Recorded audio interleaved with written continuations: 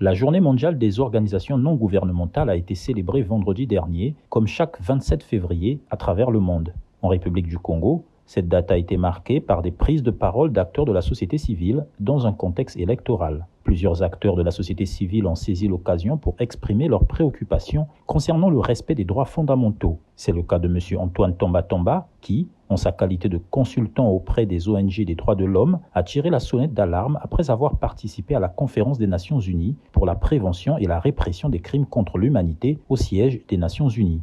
Cette conférence rappelle une chose fondamentale. Aucun État ne peut se soustraire à ses responsabilités. Nous savons que la fragilité institutionnelle peut conduire à des dérives graves. La prévention des crimes contre l'humanité commence par le respect strict de la démocratie et des libertés.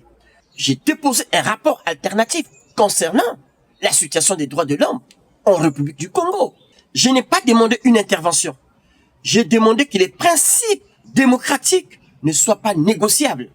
Les grandes puissances doivent être cohérentes entre leurs discours et leurs actes. Ce que nous souhaitons, c'est justement une élection qui soit libre, qui soit pacifique, qui soit une élection indépendante, qui puisse permettre l'égalité des chances.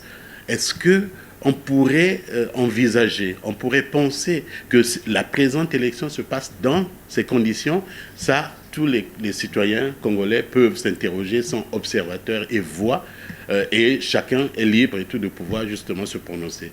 Ce que Tournons la page, évidemment, met en évidence, c'est le fait que, avant même l'élection, on connaît à peu près les conditions, je veux dire, de la sécurité, n'est-ce pas, qui caractérise le chemin qui mène vers cette élection. Il y a à peine quelques semaines, vous savez, des citoyens congolais nombreux se sont retrouvés en RDC qui sont des originaires de la région, le département du Pôle.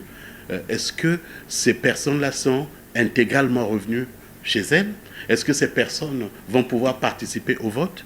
Pour ces responsables associatifs, la Journée mondiale des ONG est aussi un moment de rappel, celui du rôle de veille et d'alerte que jouent les organisations de défense des droits humains, notamment en période électorale.